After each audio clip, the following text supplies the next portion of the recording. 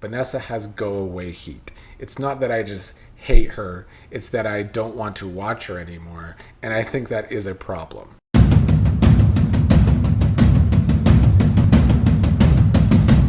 Happy Sunday, everybody. Here for my Beyond the Gates preview for this upcoming week of April 20th. Do want to start off with Go Avs Go in the NHL playoffs. But let's get into Beyond the Gates and the preview first, and then I will read some of your comments, although I won't have time for too many this week. But we had a busy week of Beyond the Gates. I started doing some watch-alongs. I want to thank the people that have joined me for those. Gonna try and do at least a few more in this next week.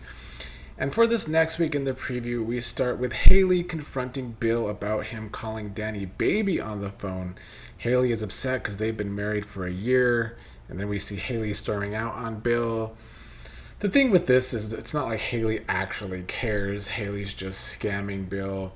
So when they get into these fights now, it's not the same kind of fights they had a year ago when we thought Hayley was just actually a jealous housewife before we learned she was such a scammer. So it don't hit the same as they used to. And it's kind of another example of this story maybe really starting to go too long, even though it has been their best story for a while now. It's time to start moving, but we can say that every week with a lot of stories on this show, can't we?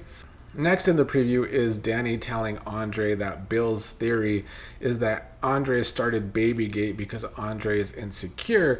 This is when Andre tried to draw a line in the sand with Bill the other day about Bill calling Dani baby. Andre saying he's the only one that could call Dani baby now. Bill tried to throw Andre under the bus to Dani on Friday, I believe, saying that it means that Andre is insecure in their marriage.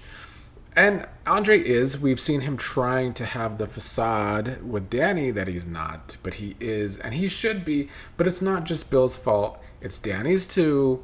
At some point, Andre is going to have to step to Dani. But right now, they want to write Andre like they write pretty much all the guys on this show as either weak or stupid.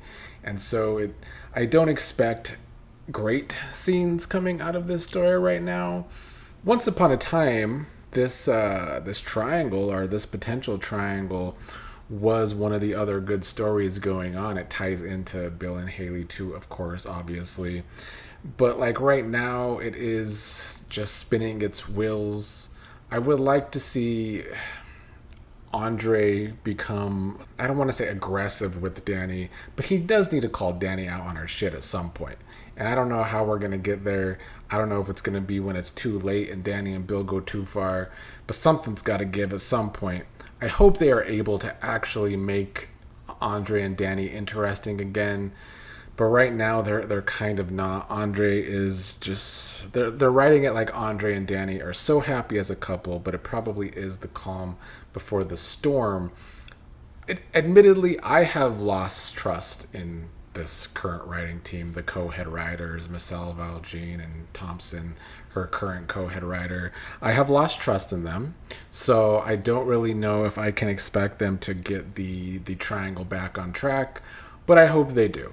Next in the preview is Jacob and his sore ribs. He's holding his ribs in the elevator at the hospital, asking Grayson why he has been ignoring his calls. This storyline has been horrible for Jacob. Because if their point was to try and make Jacob look like a good undercover cop or just a good cop in general, they have failed miserably. He's looked stupid along the way. He's had all these pointless meetings with Naomi. He can't wait to have sex with his wife again, even though for months they were having problems and not having sex at all. So it really isn't actually computing. And he got mad at Smitty for getting more information because he couldn't get information out of Grayson. And now he's upset at Grayson in this elevator. Next in the preview is Ren telling Jacob that there was a price for his mess. I don't know if this is Ren talking about the little beatdown he put on Jacob, or if it's about the next thing in the preview, which we see Grayson has been stabbed. I would like to know in the comments. Let's take some bets. Do you think we're actually going to see Grayson be stabbed? Or do you think that we're just going to see this aftermath of Grayson be stabbed and it's going to take place off screen? Because this show seems allergic to action. And I'll even go so far as I don't need to see the actual stabbing, but I would at least like to see the moments before the actual stabbing. I know it's daytime, although a lot worse airs on General Hospital with violence. So I just want to know if we're actually going to see Grayson be stabbed or not, or just the aftermath. I also feel like they gave away one of their most dramatic moments in this upcoming week, which is the stabbing, by showing us that it is Grayson who is harmed, who is probably who we are least invested in this not so good Impaler storyline. It would be more dramatic if it was Jacob or Smitty, but they're going to try really, really hard to make us care about Grayson over this next week or two, I fear, and I don't know if I'm on board for it yet.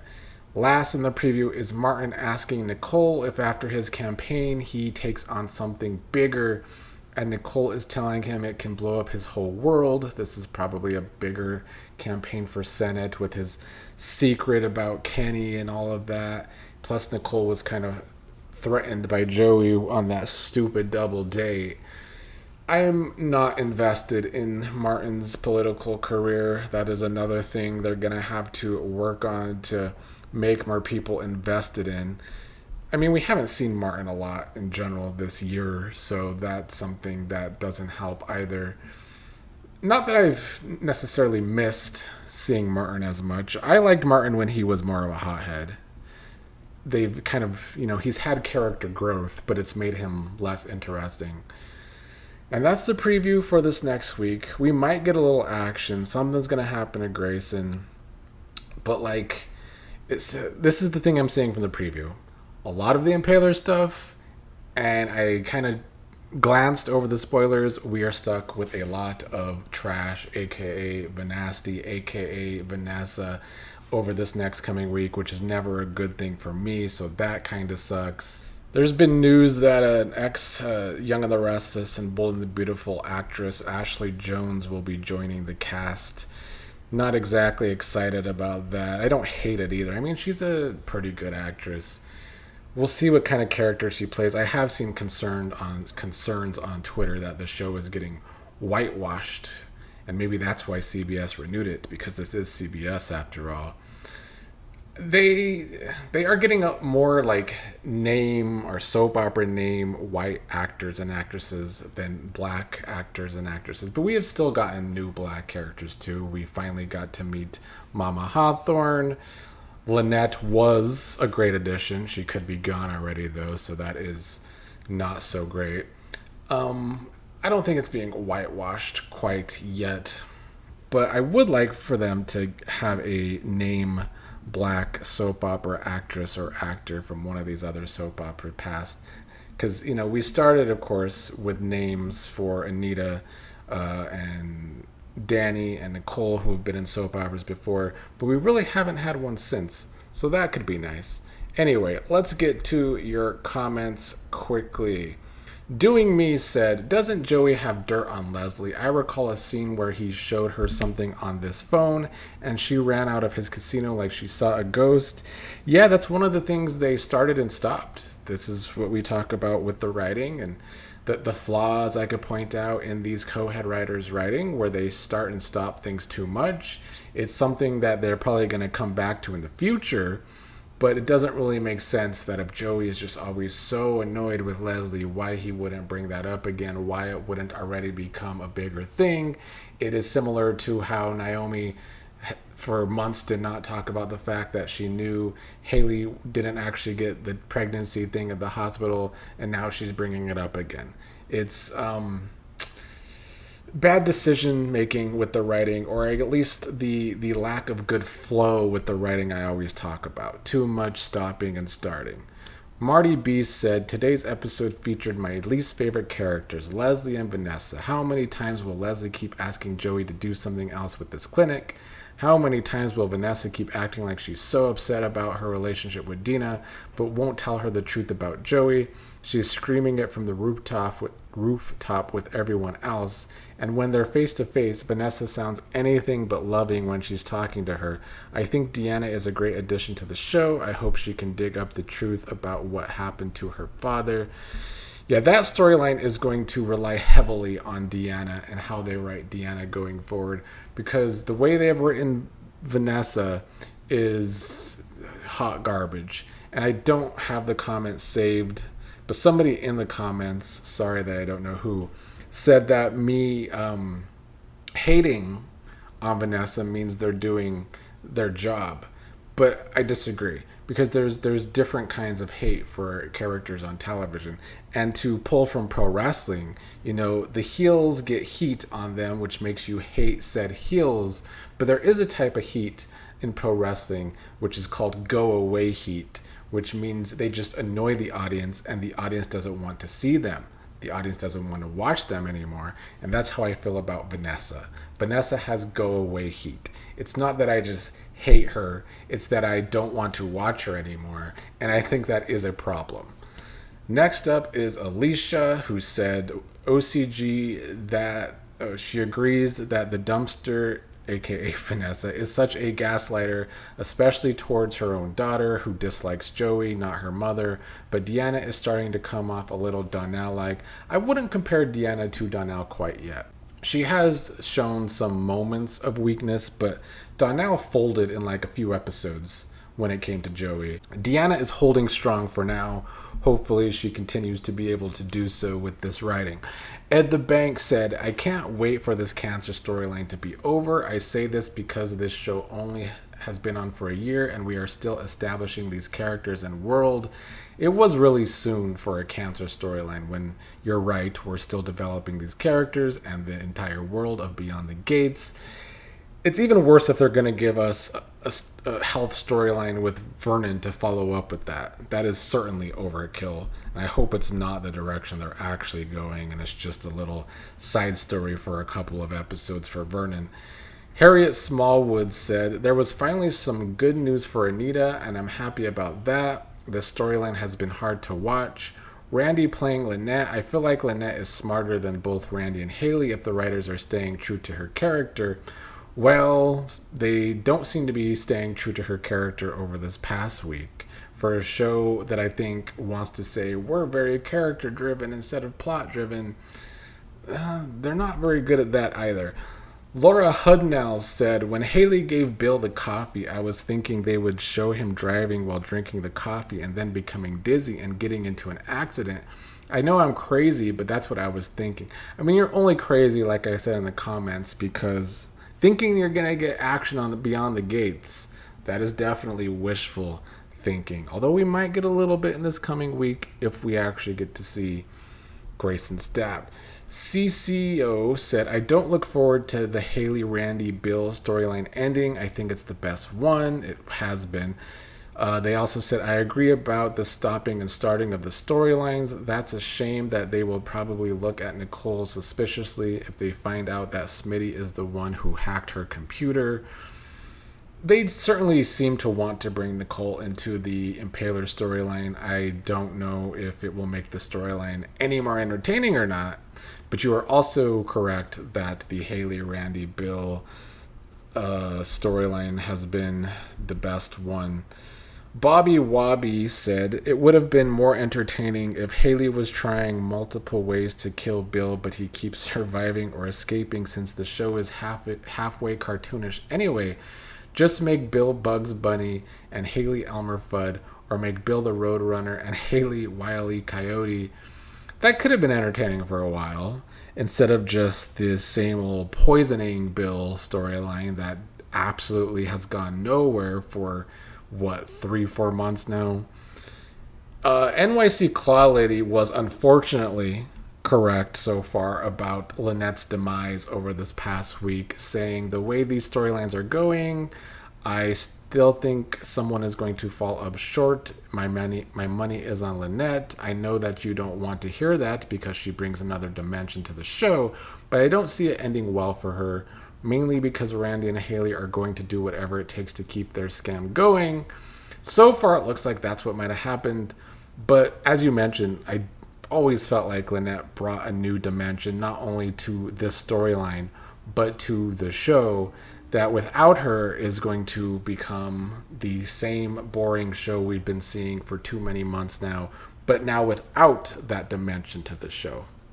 But we'll see how it plays out. It feels like it could be a fake out, because why are we killing everybody off screen? WD Wex Explore and Chill said, I loved that moment with Kat and Eva. The grace Kat gave and the way it obviously meant so much to Eva was sweet. And being a daddy's girl myself, my other favorite moment was Dani and Vernon. So glad the show has been renewed. The Kat and Eva moment was kind of touching, mostly because Eva was emotional about it. But the fact that we all knew it was going to be so shortly lived kind of takes away from it. But I did enjoy that Dani and Vernon scene too. She has definitely always been a daddy's girl. Let's see a few more. Tomas and Derek. Oh, this is Deanne Harris who said Tomas and Derek both dropped to recurring status. They must be watching your reviews. I don't think they like my reviews because I don't think Michelle Valjean likes criticism, and I've become very criticizing of the writing. Plus, if they were listening to me, Tomas would have been dead a long time ago. Barbara Gregg said, Randy is stupid enough to be carrying Lynette's phone, which can be traced. That is a good point, that if Randy killed Lynette, carrying around the phone wouldn't be the best start. Although, look at the police we have on the show. Is a police officer similar to Jacob going to be able to think of that good idea to trace the phone, track the phone? Probably not. Callie ESS also brought up a good point. Why would Randy unalive Lynette, especially since his DNA is all over her and on her? Yeah, they just had sex and then Randy's going to kill her. That does seem like a stupid thing for Randy to do if Lynette is actually dead because of DNA and all of that. But once again, with the police officers we have on this show, he could still probably get away with it. Sable said, Randy and Hayley are horrible people. This is after that Lynette might be dead. Yeah, they are. Even though I guess they're kind of my favorite villains if we compare them to Leslie and Joey. But this show really does need to do something about their villains. Like at some point, one of the villains needs to have an actual downfall because it does get old. And I'm not saying they have to like write them off the show, send them to jail, kill them off, but something has to happen for them to have a downfall. It's been a while now. Ali Bordeaux said, I really hope Lynette is not dead because she seems to be the most interesting and the smartest one out of the three scammers. It would be awful if she is killed off screen by Randy of all people. Yeah, just the killed off screen part, that alone is annoying. James said, your take on Randy was chef's kiss. He couldn't kill the male white supremacist, but taking out a black woman like Lynette was something that comes easily to a black man like Randy. It's like it's something a man like him does every other day. The show is often so disparaging of the black male characters. They do need to get it together with the male characters, and yes, specifically the black male characters. They're writing for them, as I've been saying for months. They're either weak, stupid, or villains. Literally every single one, except for, I can't even say Andre anymore because he is weak right now. Vernon is the only exception to that rule. Jay Way said, Jacob Hawthorne, mall cop, undercover in the Walmart stockroom. That's where he needs to be. You are correct about that. Z Hicks said, Madison seems deceiving to me. She's hiding something. As I said in the comments, that would make her a little more interesting, at least, because I feel like Madison's been on a while now, and yet I don't feel like we know too much about her other than her feud with her mom, but it's something we never see on screen, so it takes away from it all. Pulse Graves said, I fast forwarded through so much of today's episode, mostly Hayley and Madison. The Nicole and Vanessa flashback was so terribly corny, it was funny. I'm still surprised BTG got 2 seasons renewed. Had hoped that the delay of a renewal decision would have been a wake-up call to producers and writers to pick up the overall pace, get some real believable drama in, and clean up many of these tired, going nowhere but in circles stories. Yes, as I said, I'm very happy that it got 2 years. But I do fear that it's going to make us have to sit through more of the same with this writing that for minimally 6 months has been, as you just said, bad pace.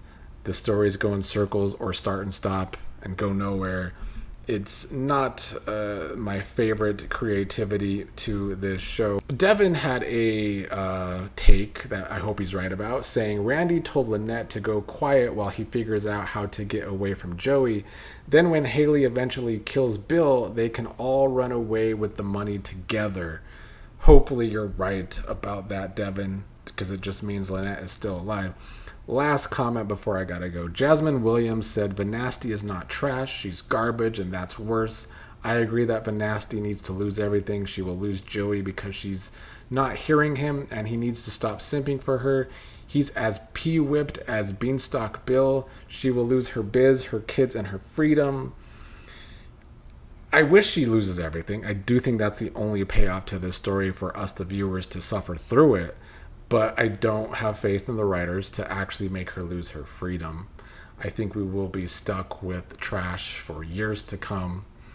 I don't think that's a good thing personally, but we'll see. I think the only way to have a payoff, though, for this story, for all of us suffering through it, is for Vanessa to have this downfall where she loses everything. And that is all. So I will see you all tomorrow. Hopefully it's a good week. I don't know if I will do a watch along tomorrow, but I will definitely try on Tuesday.